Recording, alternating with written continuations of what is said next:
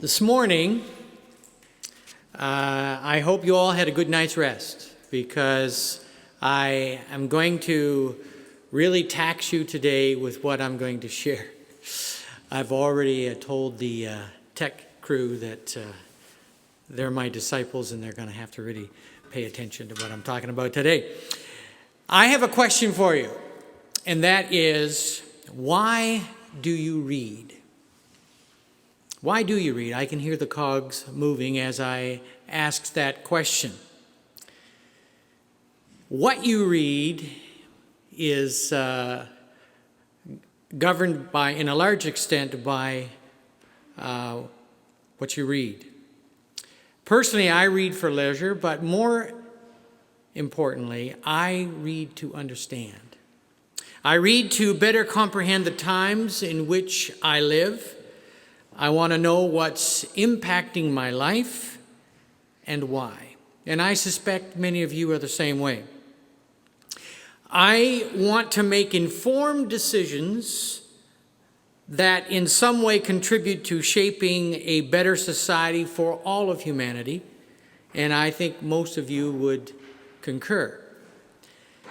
So this morning, I'm going to lay a foundation for a two-part series, and I'm going to be drawing on the thinking of Northrup Frye and his mythologies of our time. And for those of you who don't know who Northrup Frye was, he's no longer with us. He was a famous Canadian and internationally renowned academic, philosopher, theologian, and United Church clergy. And so next week, of course, is Pentecost, so I will share with you about Pentecost. But on the 30th, the last Sunday of this month, I will return to this topic. So today, what I want to do is to unpack some of Northrup Frye's thinking around what he calls mythologies. And as I move through this foundational piece, you'll come to appreciate where I'm going with his line of thinking. So I want to use what I present this morning as a lens through which to see and understand some of what we're experiencing today, both spiritually, politically, and religiously. So, pay attention. There won't be a quiz, but pay attention anyway. Okay, here we go. Frye states this: every age has its own structure of ideas, images, beliefs, assumptions, anxieties, and hopes, which together express the view of humankind's situation and destiny that is generally held at a given time historically. Now, you might want to use the term in your own mind, structures, for that of mythologies, because that's what he is describing. Now, he says a myth is an expression of humanity's concern about humanity, about humankind's place in the scheme of things, about humankind's relation to society and God, and the ultimate origin and ultimate fate either of oneself or of humanity in general. Now, if some of these quotes seem a little cumbersome, that's because I am sharing them with inclusive language. Frye used exclusive language because we're going back quite a number of decades. So I'm trying to be faithful to the times and context in which we live. So, a myth, an expression of humanity's concern about humanity. By way of example, the early and primitive myths were stories mainly about gods, small g, and their units were the physical images, idols and icons and what have you. Now, he goes on to speak about two primary mythological constructions in Western culture. Now, this is all going to make sense as we move along. And he says, the first one being the institutional Christianity made of its biblical and Aristotelian sources. It was the clearest in the Middle Ages. This was the structures of the Middle Ages or medieval times, which is roughly between 500 and 1500, those dates as we consider them. Now, it persisted for centuries, although greatly weakened by the advance of science. It stretched into the 18th century. The second modern mythology, that began when the modern world did, in the late 18th century, but reached its more modern shape in the 19th century. Now, the pre-modern myth, humanity's ultimate origin was of God, and the chief end was to draw closer to God. Creation was of divine origin. Law was of God, as were forms of human civilization. Monarchs and the structures that supported them were God-ordained. The ultimate human community was not in this world, but in a heaven closer to the divine presence. These were the principal foundations of thought during this time. The modern era that began in the 18th century, the 1700s, there began to grow slowly but irresistibly the conviction of these three. Humankind had created humankind's own civilization. You see, God is being moved to the margins. Law, social discipline, and education, ultimately, morals and religion were of human origin and human creation.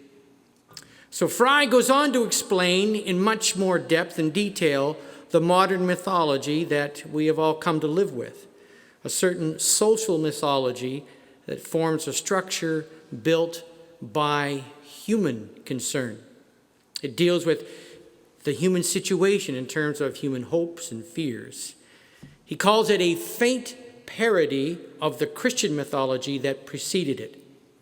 So we live today in a secular society, and that is human-centric, which for the most part relegates God to the margins of the public and private space. However, much of the underpinnings of present Western culture relates from the Christian era that preceded our present age. And what is of the most interest to me and to our discussion today is how Frye looks at our present modern mythology. He speaks of this structure as built by human concern. It is existential in the broad sense and deals with the human situation in terms of human hopes and fears. So he speaks of, in the modern mythology, an open myth or an open mythology. And so I'm going to present two here, and then I'm going to give you an example, and that'll probably keep us pretty busy for the rest of the day in trying to think this through. Open mythology, one, this is what democracy looks like and how it functions.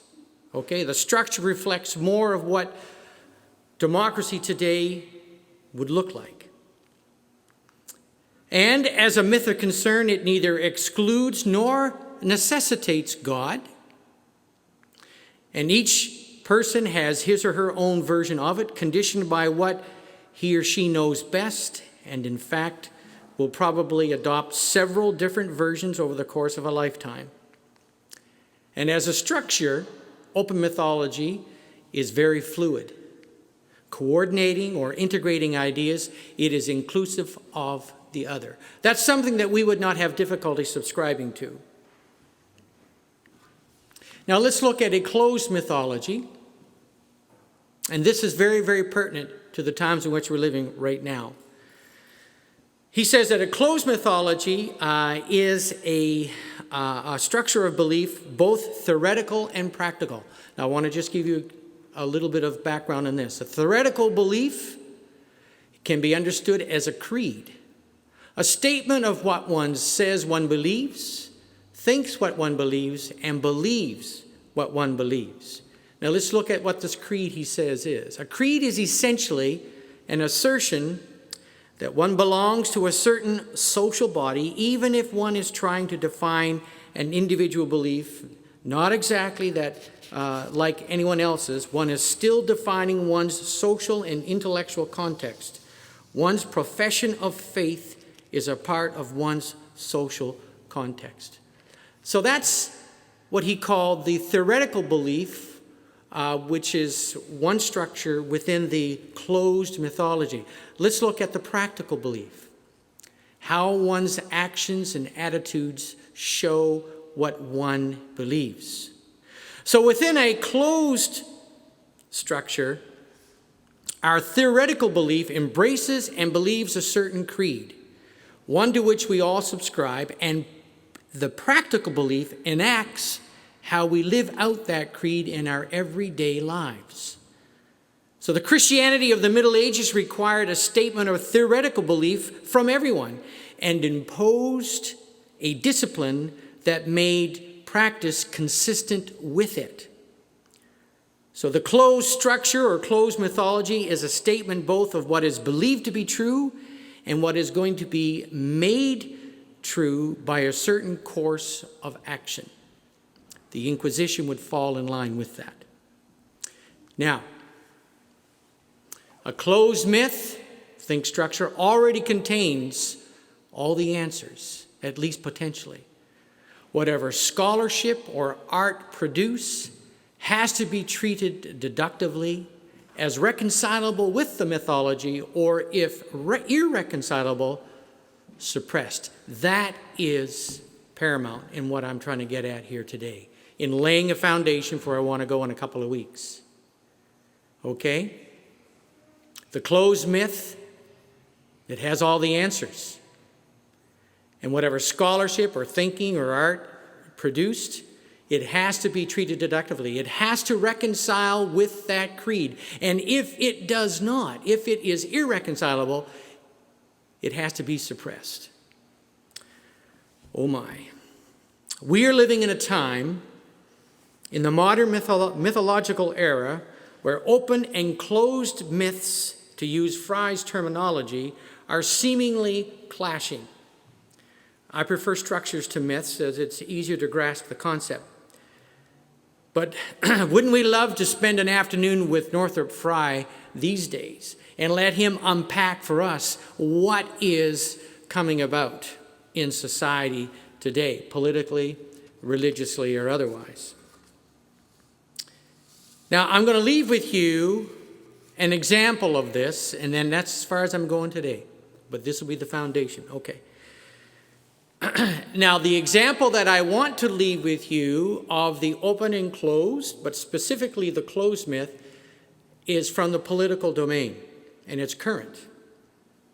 Now, we all witnessed what, in the House of Representatives, what happened last week in the United States with the ouster of Liz Cheney as the third highest ranking Republican. This is a powerful example of what Northrup Frye is talking about. This is a clash between open and closed mythologies as these two structures are colliding. They are.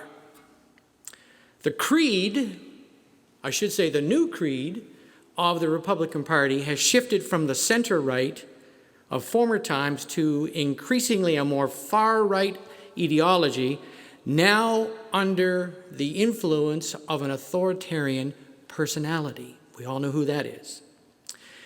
And at the core of this creed is one's degree of loyalty to a personality and stating one's belief in what is now known as the big lie. The election was stolen. It's all over the media. You're hearing about it all the time. The practical belief, that's the theoretical belief, so that's the creed. But the practical belief, the practical application in this instance of Liz Cheney is the suppression of any opposition that would run counter to the new creed. Okay. The position she held until last Wednesday was House Republican Conference, the leader, for the 116th Congress. Now, she states she's very conservative, and you can see some of what she attests to She's pro-gun, anti-abortion. And as I read, she's not really that supportive of the LGBTQ rights. She's not necessarily somebody that we would support politically, but that's her political philosophy. But this is what she also stands for: the rule of law, to be faithful to the Constitution, loyalty to the oath of office. She believes in the peaceful transfer of power. She opposes the big lie, and she is against Trump's assault on democracy. So because of her refusal to ascribe to this new creed, then she was expelled from that position, not the party, but from that position. She would not pay homage to Trump and his assault on the rule of law and democracy. So she was removed from her elevated position, as you see there. Now, in 2 weeks, I want to come back to this topic. This is just an example. I want to come back to this topic after Pentecost. And I want us to look at how these two mythologies are playing out within the religious realm, because they are. They most definitely are. I want us to consider how the religious right, both in the United States and Canada, is being co-opted, instrumentalized by usurpers and ideologues who are endorsing, espousing, and enacting an increasingly authoritarian creed of a closed mythology. I want us to investigate how this is acting out, both within the church at large and in Canadian society in general. It is both incipient and insidious within North American society and culture, and Canada is not immune to its wiles. So that is as far as I will take you today, and I hope you captured where I want to go with this. I have some work to do to pull all this out, but it's all out there, it's all there, and we will look at this rather candidly with the view to informing ourselves so that we are in a much better position to act and respond as those of the Christian faith and religious people of conscience, as we consider the impact that this is having on our society and the church at large, church and Canadian society. It should be interesting. As one person says, I can't wait to hear what I'm going to say. But it really is something that I feel very passionate about, as you can tell. Now, before we go to prayer today, I want us to be mindful of what is happening in the Middle East, in Israel-Palestine. Now, again, you're seeing all this in the media. And the conflict there is escalating. And it is not pleasant to see. There are envoys from a number of countries, including the United States, who are there trying to bring about a ceasefire, trying to negotiate that, because what is happening is quite brutal. We know that it's on both sides. I mean, as we understand the situation, there are many rockets that are coming out of Gaza into Israel proper, and an awful lot of bombing and shelling going on from the Israeli side in Gaza. But what is new to this is that what we're seeing in multi-ethnic cities where there are Jews and Arabs, there's an awful lot of rioting going on, and a lot of people are being hurt, some killed. With those on the extreme edges of both Jewish and Arab ideologies. The concern is that if this continues to escalate, will they be able to contain it? Now, we need to look at this realistically, because in southern Lebanon you have the Hezbollah, and there they are known to have many, many munitions that are very, very accurate, that can create an awful lot of havoc. So we want to pray today for the Palestinian people who in Gaza are really experiencing a punishing onslaught from Israel, which is a much, much superior power. And so, there's the humanitarian law of proportionality of force. And one would hope that that would come to bear in that situation, because Israel is very powerful, and so is their weaponry. And so one must ask, where's the fairness to that? So as we go to prayer, be mindful of people on both sides, because people on both sides are suffering. But we need those who have the expertise to be able to bring these people to the table and to contain this violence and bring about a peaceful solution. Not an easy thing to say and to happen. How many ways you have cared for us, O God. How many companions you have given to share our difficult and joyous journey. And yet we forget your care and reject your messengers. Forgive us for failing to recognize you in those who are different from ourselves. Forgive us for rejecting other people, children of yours, who are equally loved. Forgive us for believing the lie that says we can do it our way and we can do it alone. Teach us to love as you loved us, to embrace and welcome others as you have welcomed us, to enjoy and commit to the family which you have given for our comfort and nurture. And, oh God, we do lift up before you today our special prayers for the Israeli-Palestinian conflict and the peoples that are being harmed, the many, many innocent civilians that are suffering as a result of this escalating conflict. And we ask that you would encourage those who are in places of authority on both sides. Let them find a willingness within their hearts to come together and to put aside the long-standing enmities that exist between them, and then let them look for a peaceful solution, a way to coexist in a place that seems very difficult to achieve that very end. Bless those who have come from afar, who are there to, as a diplomatic outreach from Western nations.